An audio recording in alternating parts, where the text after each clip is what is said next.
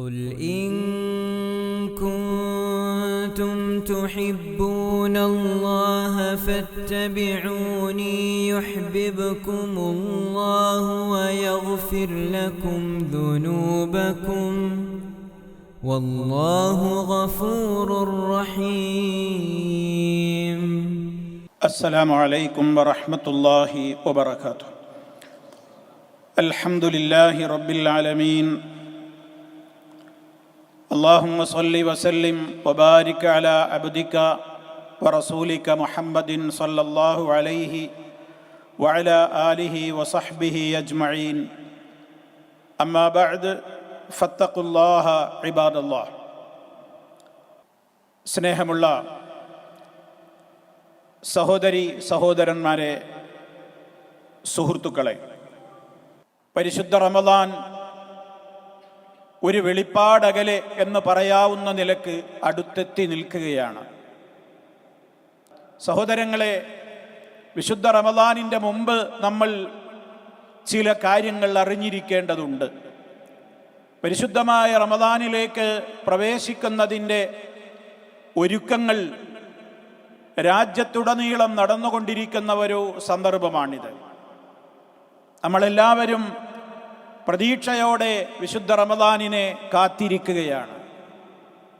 വിശുദ്ധ റമദാനിലേക്ക് എത്തിക്കണേ എന്ന പ്രാർത്ഥന നമ്മൾ മനസ്സുരുകി തേടാൻ തുടങ്ങിയിട്ട് കാലമേറെയായി.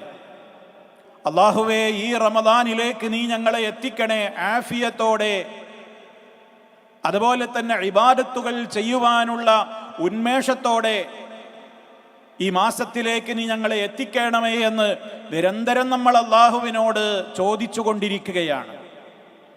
അള്ളാഹുവിനറിയാം വിശുദ്ധ റമദാൻ കടന്നു വരുമ്പോൾ നമ്മുടെ കൂട്ടത്തിൽ എത്ര പേരുണ്ടാകും.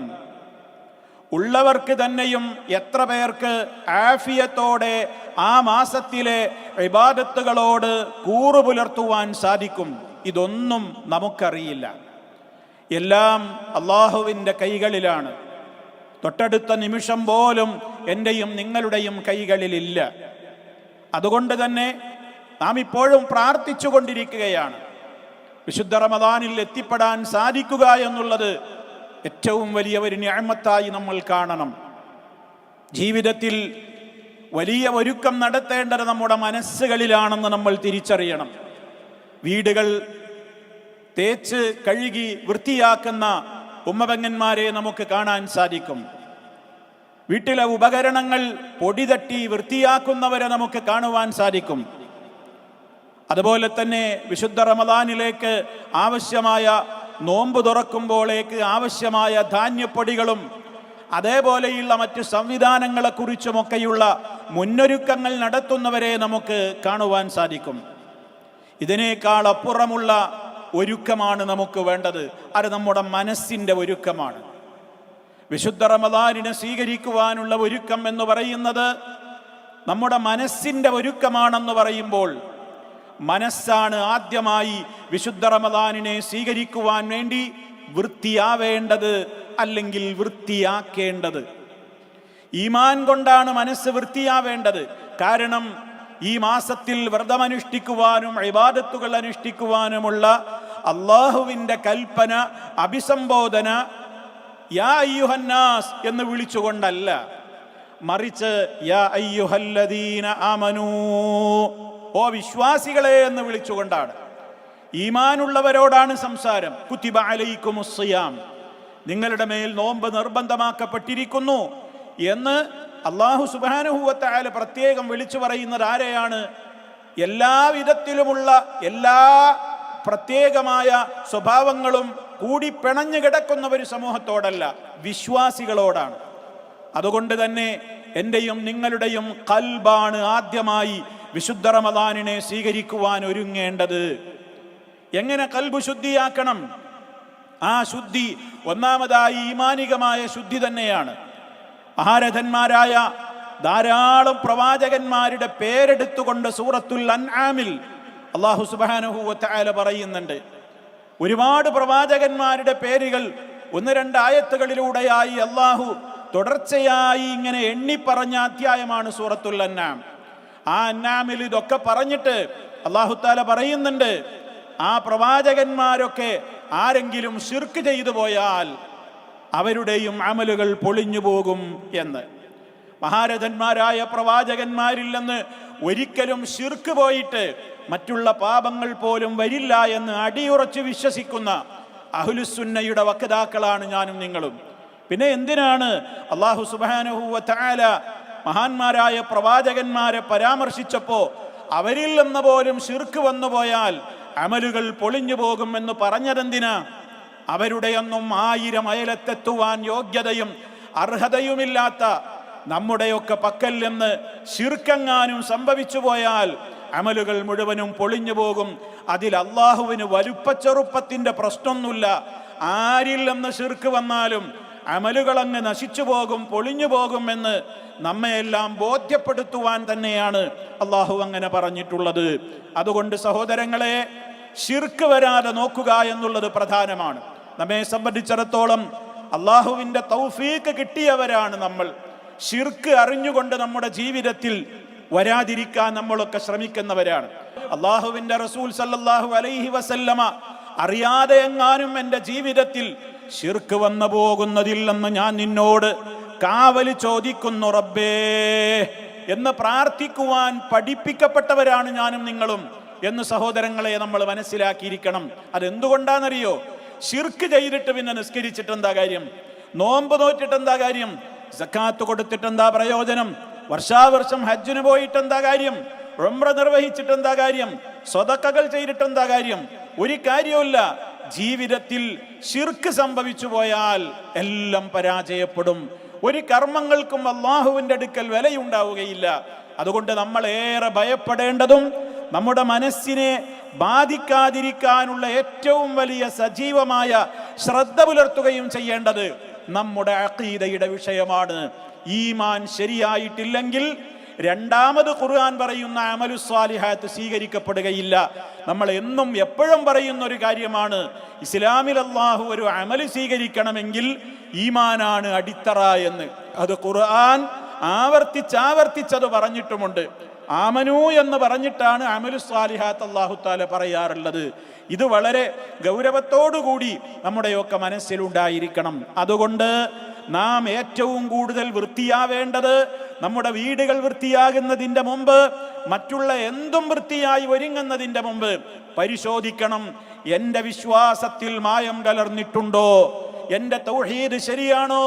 ഞാൻ എൻ്റെ റബ്ബല്ലാത്തവരെ വിളിച്ചു പ്രാർത്ഥിക്കാറുണ്ടോ? ഞാൻ എൻ്റെ ശരീരത്തിൽ ഏലസ് ബന്ധിക്കാറുണ്ടോ? ഐക്കല്ല് കെട്ടാറുണ്ടോ? ഞാൻ അല്ലാഹു അല്ലാത്തവർക്ക് വേണ്ടി നേർച്ച വഴിപാടുകൾ അർപ്പിക്കാറുണ്ടോ? ഞാൻ അല്ലാഹു അല്ലാത്തവരിൽ നിന്ന് രോഗശമനം പ്രതീക്ഷിച്ചുകൊണ്ട് വല്ലതും ചെയ്യാറുണ്ടോ? ഞാൻ അല്ലാഹു അല്ലാത്തവരിൽ നിന്ന് മറഞ്ഞ കാര്യം അറിയുമെന്ന വിശ്വാസത്തോടെ വല്ല വിധത്തിലുള്ള കൈനോട്ടത്തിനോ മഷിനോട്ടത്തിനോ മറ്റേതെങ്കിലും കാര്യങ്ങൾക്കോ ഞാൻ മുന്നിട്ടിറങ്ങാറുണ്ടോ? മനുഷ്യൻ ചിന്തിക്കണം. ഇതൊക്കെ മനുഷ്യന്റെ അഖീദയെ ബാധിക്കുന്ന കാര്യങ്ങളാണ്. ഇതാണ് ഒന്നാമതായി എനിക്ക് എന്നോടും നിങ്ങളോടും ഓർമ്മപ്പെടുത്താനുള്ളത്. രണ്ടാമതായി സഹോദരങ്ങളെ, റമദാനിനെ വരവേൽക്കുവാൻ ഒരുങ്ങുന്നതിൻ്റെ മുമ്പ് ഞാൻ നേരത്തെ പറഞ്ഞ ഇതേപോലെ തന്നെ ഏറ്റവും പ്രാധാന്യമർഹിക്കുന്ന കാര്യമാണ് സൃഷ്ടാവായ റബ്ബിനോടുള്ള നമ്മുടെ കടമകളിൽ ഏറ്റവും പ്രധാനം അവനെ മാത്രം ആരാധിക്കലാണെങ്കിൽ, സൃഷ്ടികളോടുള്ള കടമകളിൽ ഏറ്റവും പരമപ്രധാനമായ കാര്യം അവരുമായുള്ള ബന്ധങ്ങളിൽ വല്ല പോരായ്മകളും വന്നിട്ടുണ്ടെങ്കിൽ അത് ശുദ്ധീകരിച്ചിട്ടേ റമദാനിലേക്ക് പ്രവേശിക്കാവൂ എന്ന കാര്യം. അതാണ് പരമപ്രധാനമായ രണ്ടാമത്തെ കാര്യം. ഒന്ന് സൃഷ്ടാവുമായിട്ടുള്ള നമ്മുടെ ബന്ധമാണ്, അത് തൗഹീദാണ്, ശിർക്ക് ചെയ്യാതിരിക്കലാണ്. രണ്ടാമത്തത് പടപ്പുകളുമായിട്ടുള്ള ബന്ധത്തിൽ പോരായ്മകൾ ഉണ്ടെങ്കിൽ തിരുത്തണം എന്നാണ്. എത്രയോ കാലമായി, വർഷങ്ങളോളമായി പിണങ്ങി തെറ്റിപ്പിരിഞ്ഞ് നടക്കുന്ന എത്രയോ ആളുകളുണ്ട്. കണ്ടാൽ മിണ്ടുകയില്ല, മുഖം തിരിച്ച് നടക്കും. നിസ്സാരമായ കാര്യങ്ങൾക്ക് വേണ്ടി തമ്മിൽ തെറ്റി നടക്കുന്ന എത്രയോ ആളുകളുണ്ട്. അവർ വിശുദ്ധ റമദാനിൽ പ്രവേശിച്ചിട്ട് ഒരു പ്രയോജനവും ഇല്ല. കാരണം എന്താ? റബ്ബ് പൊറുത്തു കൊടുക്കുന്ന മാസമാണ് വിശുദ്ധ റമദാൻ. പക്ഷേ അല്ലാഹു തആല പൊറുത്തു കൊടുക്കുന്നിടത്ത് രണ്ട് കണ്ടീഷൻ പറഞ്ഞു. ലാ യുശ്രികൂന ബില്ലാഹി ശൈആ. ആ പ്രത്യേകമായ മാസത്തിൽ അല്ലാഹു സുബ്ഹാനഹു വ തആല സ്വർഗ്ഗ കവാടം മലർക്കെ തുറന്നു വെക്കുന്നുണ്ട്. സ്വർഗകവാടം തുറക്കപ്പെടുന്ന, ഒരു മാസം മുഴുവനും തുറന്നു വെക്കപ്പെടുന്ന പ്രത്യേക സാഹചര്യമാണ് റമദാൻ എന്ന് പറയുന്നത്. അതേ അവസരത്തിൽ ആഴ്ചയിൽ 2 ദിനത്തിൽ പ്രത്യേകം ഇതേപോലെ സ്വർഗകവാടങ്ങൾ മലർക്കെ തുറന്നു വെക്കപ്പെടുന്നുണ്ട്. അതുകൊണ്ടാണ് ആ 2 ദിനത്തിൽ സാധ്യമാകുന്നവർ നോമ്പെടുത്തുകൊണ്ട് പുണ്യം ആഗ്രഹിക്കുന്നത്. യൗമുൽ ഇസ്നൈൻ വ യൗമുൽ ഖമീസ്, തിങ്കളാഴ്ച ദിവസവും വ്യാഴാഴ്ച ദിവസവും സ്വർഗീയ കവാടങ്ങൾ തുറന്നു വെക്കപ്പെടുന്ന ദിനങ്ങളാണ്. തീർന്നില്ല, ആ 2 ദിനങ്ങളിൽ അല്ലാഹു സുബ്ഹാനഹു വ തആല അവന്റെ അടിമകൾക്കെല്ലാവർക്കും പുറത്തു കൊടുക്കുന്ന ദിവസമാണ്. എന്നാൽ 2 കൂട്ടർക്ക് അല്ലാഹു പുറത്തു കൊടുക്കുകയില്ല. ഒന്ന് ശിർക്ക് ചെയ്യുന്നവർക്ക് പൊറുക്കൂല. അപ്പൊ തൗഹീദ് ശരിയാവണം. അതോടൊപ്പം തന്നെ അതിൽ പ്രത്യേകം എടുത്തു പറയുകയാണ്, പിന്നെ മറ്റ് 2 ആളുകൾക്കും അവൻ പുറത്തു കൊടുക്കുകയില്ല. അവർക്കിടയിൽ ഷഹ്ന, അവരുടെ മനസ്സുകളിൽ വല്ലാത്ത പകയുണ്ട്, വിദ്വേഷമുണ്ട്, തമ്മിൽ തെറ്റി നിൽക്കുകയാണ്, തമ്മിൽ പകയോടുകൂടെയാണ് അവരെ കാണുന്നത്. അവരുടെ ജീവിതത്തിൽ ഇത്രയും കാലമായിട്ടും ഒന്ന് നന്നാകുവാൻ അവർക്ക് തോന്നിയിട്ടില്ല. അവരുടെ കാര്യത്തെ സംബന്ധിച്ച് അല്ലാഹു സുബ്ഹാനഹു വ തആല മലക്കുകളോട് പറയുന്നത്, ഇവരുടെ 2 ആളുടെയും കാര്യം നിങ്ങൾ അവിടെ നിർത്തിവെക്കൂ മലക്കുകളെ, ഹത്താ യസ്തലിഹാ, അവർ 2 പേരും ഒന്ന് സുൽഹാകുന്നത് വരെ. ഇത് 3 തവണ നബി സല്ലല്ലാഹു അലൈഹി വസല്ലം ആവർത്തിച്ചിട്ടുണ്ട്. ഈ ആളുടെ കാര്യം